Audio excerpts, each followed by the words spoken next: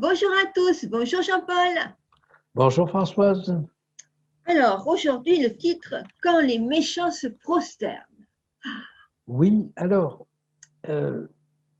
là dans le texte que nous avons lu au chapitre 20, on ne voit pas que les méchants se prosternent. Mais on l'a vu au chapitre 15 et au verset 4. Et ce chapitre 15, verset 4, fait allusion à cela, au fait que toutes les nations viendront et se prosterneront devant toi parce que tes jugements ont été manifestés. Et j'aimerais vous parler de cette reconnaissance par les méchants même de la validité, du bien fondé, mais même de la bonté du jugement de Dieu. Et j'aimerais le faire à travers 3 textes que nous allons prendre dans l'Ancien Testament. Alors, le premier de ces textes, je vais le prendre dans le psaume 22, au chapitre 22, au verset 29 ou 30, suivant les versions. Donc, je vais dans le livre des psaumes, et il nous est dit ceci, donc, psaume 22, voilà, psaume 22, le verset suivant les versions 29 ou 30.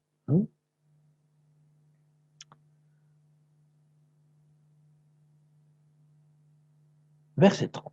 Tous les puissants de la terre mangeront et se prosterneront aussi devant lui, s'inclineront tous ceux qui descendent dans la poussière, ceux qui ne peuvent conserver leur vie. La postérité servira, on parlera du Seigneur à la génération future. Quand elle viendra, elle annoncera la justice, elle annoncera son œuvre au peuple nouveau-né. Je m'attarde simplement sur ce verset 30. Tous les puissants de la terre mangeront et se prosterneront aussi. Et ils se prosterneront, donc devant lui s'inclineront ceux qui descendent dans la poussière, ceux qui ne peuvent conserver leur vie. On parle donc bien des réprouvés à ce moment-là, c'est-à-dire de ceux qui ne pourront pas accéder à cette vie, qui ne sont pas dans le livre de vie, qui ne le pourront pas parce que, non pas que Dieu ne leur ait pas tendu la perche jusqu'au bout, mais ils sont devenus incapables de répondre à la sollicitation de Dieu. Et ils vont quand même se prosterner devant Dieu, c'est-à-dire reconnaître son autorité, reconnaître qu'il a eu raison. On a du mal, si vous voulez, à comprendre comment il se fait qu'ils reconnaissent la validité, le bien fondé de ces choses-là, mais qu'ils ne peuvent conserver la vie. Mais c'est un fait, c'est ainsi. Donc vous voyez, j'aimerais que vous saisissiez toute la force de ce verset qui nous dit qu'ils se prosternent devant Dieu, mais qu'ils ne peuvent conserver la vie. Pourquoi ils mangeront? Ah, rappelez-vous le festin. Le festin, qu'est-ce que c'était le festin? C'était découvrir tout ce que Dieu avait fait pour l'homme pendant toute l'histoire de l'homme. Eh bien, ils découvriront aussi. C'est ça qu'ils vont manger. C'est le festin. Ils vont voir tout ce que Dieu a fait pour eux pendant toute leur vie. Ce Dieu qu'ils ont renié, ce Dieu qu'ils ont nié peut-être, ce Dieu qu'ils ont voulu écarter de leur vie. Ce Dieu n'a pas cessé tout au long de leur vie d'être là, à leur côté. Ils ne l'ont pas vu, Mais là, maintenant, il le voit, il mange. C'est ça, le festin. Alors, voyez, ce texte de ce côté-là est vraiment, vraiment intéressant. Maintenant, j'aimerais vous faire découvrir un deuxième texte qui se trouve chez le prophète Ésaïe, au chapitre 45. Ésaïe 45. Et je vous amène vers le verset 23. C'est la fin du chapitre. Je le jure par moi-même. La vérité sort de ma bouche et ma parole ne sera point révoquée.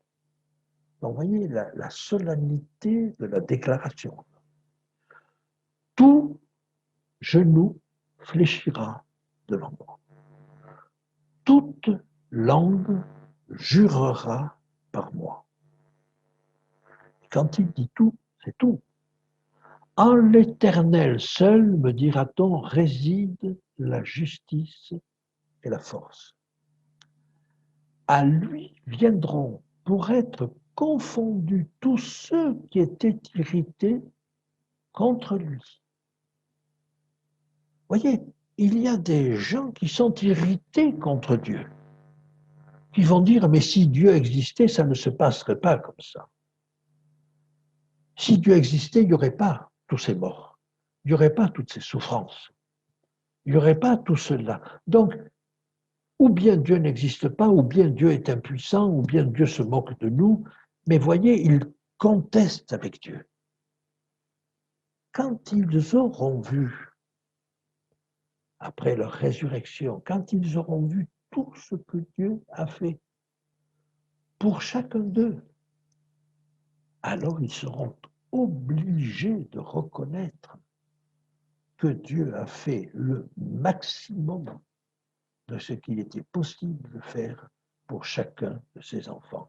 Voyez, c'est intéressant de voir tous ceux qui étaient irrités contre lui, tous ceux qui n'ont pas compris ce qu'il faisait. Et tout cela vont être confondus. Par l'Éternel seront justifiés et glorifiés tous les descendants d'Israël. Et là, si vous voulez, on nous dit comment Dieu va justifier ses enfants. Comment il va les défendre? Et comment il va les défendre? Eh bien, en disant, mais ils m'ont tout avoué. Ils ont tout reconnu. C'est ça qui fait la différence. Hein? Alors, regardez la force de ce texte-là. Pour moi, c'est essentiel. Hein?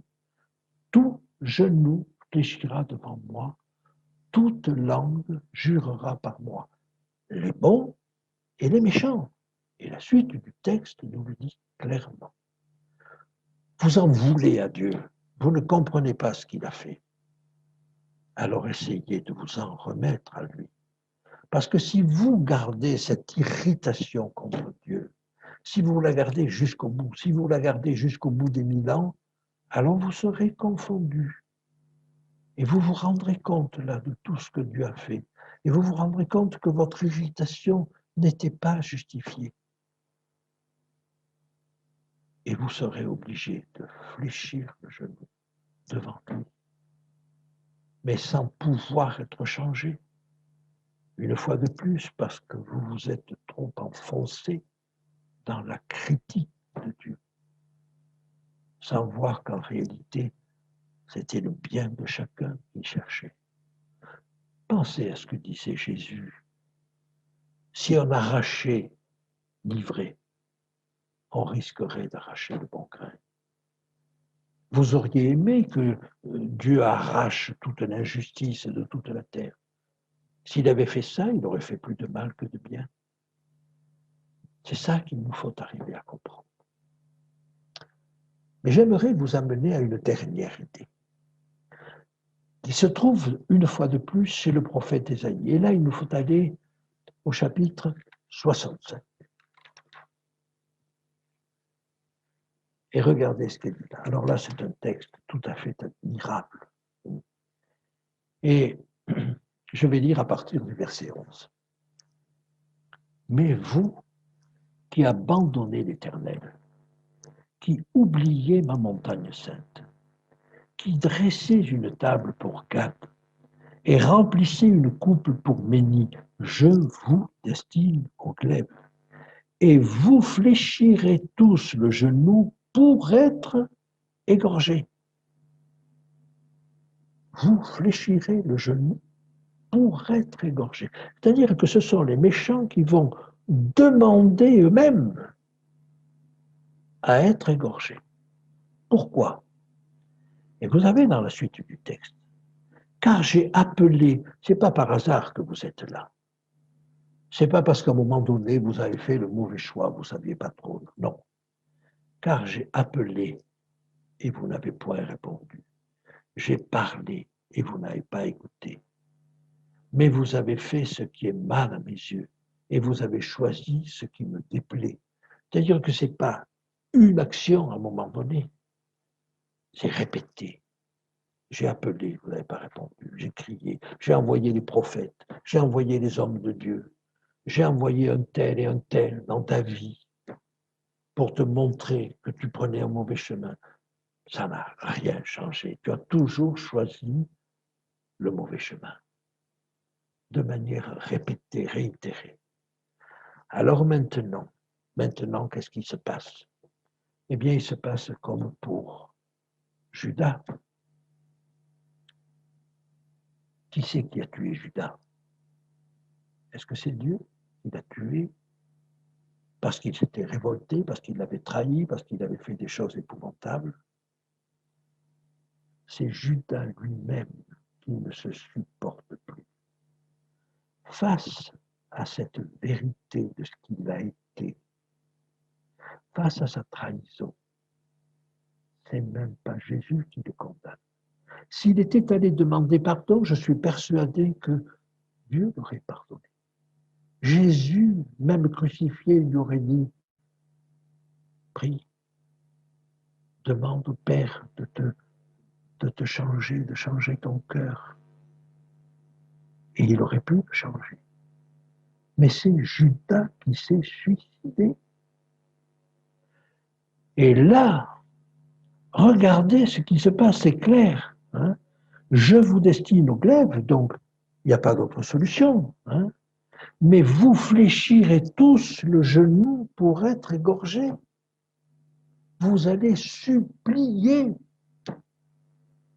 d'avoir la mort. Voyez, Françoise, et je vous le dis à tous, la mort définitive, la mort dernière, ce n'est pas la dernière punition que Dieu donnera aux méchants, c'est la dernière grâce qu'il leur fera à leur demande. Parce que vivre l'éternité avec un Dieu, avec des principes qu'on n'a pas choisis, avec des personnes qu'on a détestées, qu'on a condamnées, c'est pas vivable.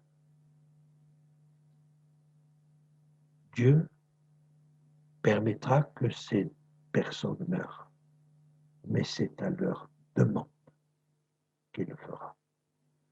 Et c'est la dernière grâce qu'il leur accordera. Eh bien, je crois qu'on voit à ce moment-là la fin de l'histoire avec un tout autre regard.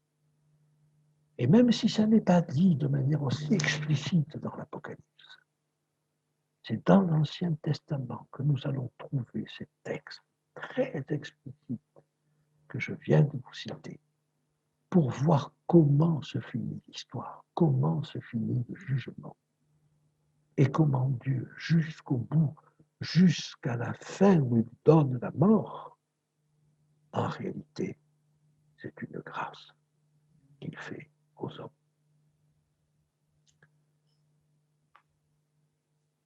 Merci.